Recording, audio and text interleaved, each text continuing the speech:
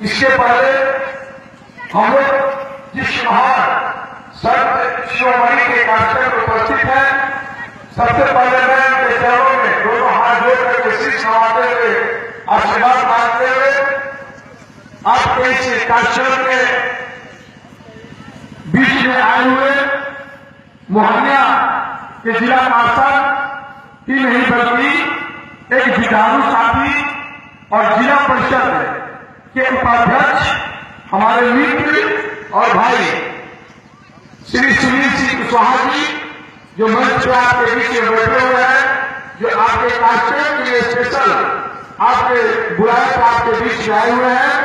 मैं अपने क्षेत्र में इनका हार्दिक अभिनंदन और स्वागत करता हूं कि हम लोग के क्षेत्र में हम लोग के बीच में आए हुए हैं। साथियों, इनके बगल में बैठे हुए इस खराना पंचायत के माननीय मुखिया भाई तुलसी शर्मा जी हैं। उनके बगल में बैठे हुए मोहनिया नगर के पार्षद हम लोग के बड़े भाई हीरा सिंह यादव, इनको बुजुर्ग मत समझिएगा, ये मोहनिया के बहुत ही मजबूत व्यक्ति हैं और दोनों बार नगर में पार्षद रहे हैं। ये सबसे अच्छी बात से है। हमारे बगल में बैठे हुए हैं नदिया के भाई गोलू जी और भाई शाकिर जी हैं, और हमारे बीडीसी के परिवार से है राजेश जी हैं, पप्पू जी हैं, और मंच के संचालन कर रहे हैं हमारे भिखारी भाई हैं, और हम सभी से महत्वपूर्ण हमारे लिए आप सभी के सामने बैठे हुए बड़े बुजुर्ग कार्टून अभिभावक हैं। सामने बगल में खड़े हुए महान अतिथि हैं सम्मानित, और विशेष रूप से इस कार्यक्रम को सफल बनाने में जो आदर्श अम्बेडकर कमेटी के हमारे छोटे भाई हैं, अध्यक्ष संतोष जी, रमेश जी, उपेंद्र जी, कोषाध्यक्ष प्रवीण जी, मेरा कहना है कि आप सभी के सहयोग और आशीर्वाद से आपके बीच में बहुत से शानदार नाटक रखा गया है। नाटक रखा गया है भिखारी भाई भोर का सपना।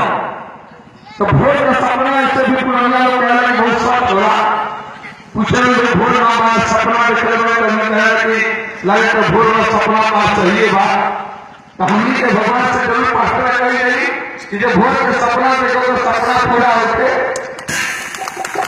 कि संत शिरोमणि रविदास जी के मंच पर, कि हमनी के कोई राजनीतिक मंच नहीं है, संत शिरोमणि जी का मंच है। तो आज संत शिरोमणि जी की जो बहुत सारी कहानियां हैं, जो उनकी उपलब्धि है, हमारे भाई सुनील जी ने आपको भी बहुत कुछ बताया है। मैं भी उसी कड़ी में जोर देता हूं, क्योंकि समय भी कम है, नहीं तो बहुत सारी चीज है जानकारी तो हम आपके बीच में रखते, लेकिन आप लोग का मूड भी बना है, बजट ऑफिस का भी व्यवस्था है। हम बाबा नहीं बनना चाहते हैं, मेरे छोटे भाई भगवान नहीं 2-4 मिनट में खत्म कर देंगे। संत शिरोमणि दास जो इनको बहुत बड़ा पहले क्या थे कि रविदास थे। जब ये भगवान के प्रति समर्पित हुए अपने कर्मों से, अपने स्वभाव से, तो ये संत रविदास बने। और जब इनके पास कुछ और कला दिखाए, लोगों ने चमत्कार दिखाए, लोगों के अंदर एक विश्वास जगाए कि ये संत से ऊपर एक सीढ़ी बढ़ गए, संत शिरोमणि, शिरोमणि की उपाधि मिली। मेरा कहने का मतलब यह है कि संत शिरोमणि रविदास जी ने जो एक आदर्श और अपने सच्चे कर्म का प्रयास करके समाज में एक पहचान बनाया, उनके लकीर में चलने की जरूरत है। उन्होंने संदेश दिया कि जो व्यक्ति सच्चे कर्म से भगवान के प्रति समर्पित होकर पूरे जीवन के ईमानदारी से अगर दूसरे के प्रति दया का भावना रखता है, ईमानदारी से अपने कर्मठता के प्रति समर्पित है, भगवान के प्रति समर्पित है, अपने कर्म को ही अपना सब कुछ मानता है, उस व्यक्ति का इतिहास जिंदा है और जिंदा रहता है। आज ये बहुत ही बड़ी बात है। आप देखते होंगे कि हर एक साल हर देवियों देवताओं का पूजा होता है। अभी इससे पहले आप देखते होंगे कि सरस्वती पूजा गांव गांव हो रहा था, दुर्गा पूजा गांव गांव हो रहा था, बहुत सारी पूजा हो रहे थे। उस पूजा का आयोजन देखिए, और आज ये संत शिरोमणि रविदास जी का पूजा हर गांव में हो रहा है, और चौक यही सामाजिक न्याय है, यही सामाजिक बदलाव है। यही सामाजिक बदलाव है कि जो संत शिरोमणि आज गांव गांव में पूजे जा रहे हैं, पूरे देश में पूजे जा रहे हैं, यही सामाजिक बदलाव है। पहले लोग सोचते थे, अभी मुझे 2-4 दिन पहले लोग 2-4 सज्जन बैठे हुए थे, एक घटना में बता दूं सुनी भाई कि लोग बहस कर रहे थे कि रविदास जी का पूजा कराने से क्या फायदा है, लोग क्यों कराते हैं, क्या है, फलाना है, दिखाना है।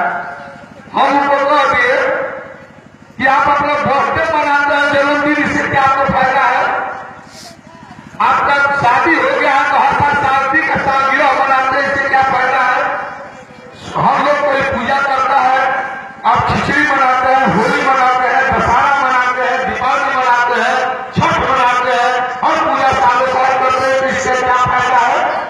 उनका जुबान बंद हो गया। मैंने उनको जवाब भी दिया, सवाल भी दिया, जवाब भी दिया। मैंने यही बताया कि जो हर साल कोई भी देवी देवताओं का पूजा होता है, संतों का पूजा होता है, तो ये आने वाली जो पीढ़ी है, जो सामने जो बच्चे बैठे हैं, जो नौजवान साथी बैठे हैं, ये पूजा ही एक याद दिलाता है। ये पूजा ही एक याद दिलाता है कि हमारे समाज में संतों का, महर्षियों का इससे पूजा होता है, देवताओं का, देवियों का इससे पूजा होता है।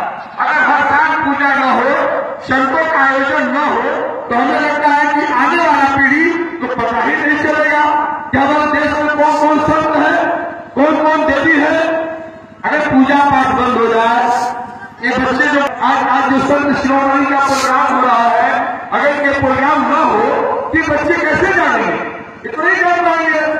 तो चाहे तुलसीदास रहे हो, कबीर दास रहे हो, चाहे रविदास जी हो, चाहे बहुत सारे इस देश में संत हुए, महापुरुष हुए, जिन्होंने बहुत सारी किताबें लिखी हैं। उनके किताब को पढ़ने से बहुत कुछ ज्ञान मिलता है, ज्ञान और बुद्धि कहाँ मिलता है? किताब को पढ़ने से मिलता है।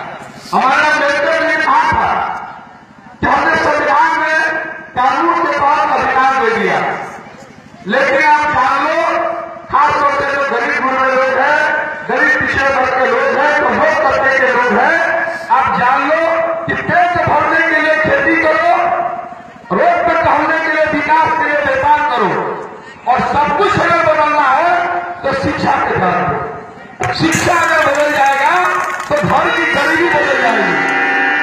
अगर आने वाले पीढ़ी का इतिहास बदलना है, अपने घर का गरीबी बदलना है, अपने मान सम्मान को आगे बढ़ाना है, तो ये जो हमारे सामने छोटे नन्हे मुन्ने जो बच्चे बैठे हुए हैं, ये हमारे समाज के भविष्य है, परिवार के भविष्य है।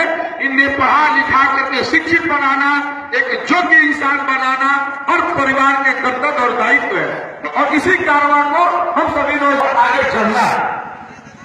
दूसरी बात, संत शिरोमणि जी ने जो एक आदर्श दिया है, उन्होंने, मैं बहुत ही छोटे संक्षिप्त में बता दूं कि संत शिरोमणि जी ये अपने रोजगार के जो दान था ये करते थे। ऐसा नहीं था कि कोई बहुत बड़ा मंदिर था और एक मंदिर का पुजारी थे, इनका पूजा क्या था, इनका कर्म था।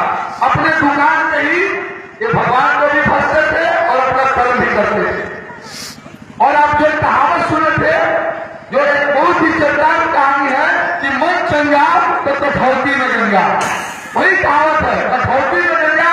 वो आका वाला कठौती ना, जो संत शिरोमणि रविदास जी जो कठौती का अपने चौबे के जो वहां का अपना काम कर रही, वह कठौती थे।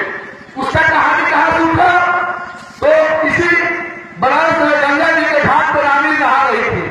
रानी की बहुत सच्ची सहेलियां थी। रानी के नहाते के क्रम में हाथ का कंगन गंगा जी में गिर गया। कोहराम बच गया कि रानी का कंगन गंगा जी में गिर गया। सब लोग खोजने लगे गंगा जी में कंगन, वहां अगल बगल में रानी का कंगन नहीं मिला। ये संत शिरोमणि जी को शिरोमणि का अपने भजन में बैठ करके सारा चीज देख रहे थे और अपने काम में लीन थे, भगवान के प्रति अपना आराधना में लगे हुए थे। लोगों ने किसी ने कहा कि भाई वो बैठे हुए संत है, वो जरूर कुछ न कुछ बता देंगे, या तो आपका कंगन हो बता देंगे कि यहीं पे गिरा हुआ है, आप मत खोजिए, आपका कंगन यहाँ है, आपका मिल जाएगा। लोगों ने मजाक उड़ाया, अरे वो बैठा हुआ दुकान में आए कंगन भुलाई बदलना में तुम्हें कहा मिली। तो बहुत लोगों ने कहा भाई चलिए, जब इन लोगों ने गया रानी के लोग पास, तो कहे कि महाराज जी हमारा कंगन भूल जाए गंगा जी में, आप चाहेंगे तो मेरा कंगन मिल जाएगा। उन्होंने कहा कि ठीक है, आपका कंगन भूला है तो अगर सही में आपका नियम अच्छा होगा तो आपका कंगन मिल जाएगा। वो तो परीक्षा ले रहे थे, कुछ अपना उन्होंने बात रखा। उसी पे उन्होंने कहा कि आपका कंगन कहाँ भूला है, तो गंगा जी। उन्होंने कहा कि आप मेरे इस कठौती में हाथ डाल के ढूंढिए। तो जब कठौती में हाथ डाली, उसमें से कई कंगन निकल गया। उसी को उन्होंने कहा कि अगर मन करता है तो कठौती में गंगा है, हमें आप गंगा स्नान कर रही है जरूर, लेकिन ध्यान जो कहीं और है तो कंगन का बहुत कुछ भूल सकता है।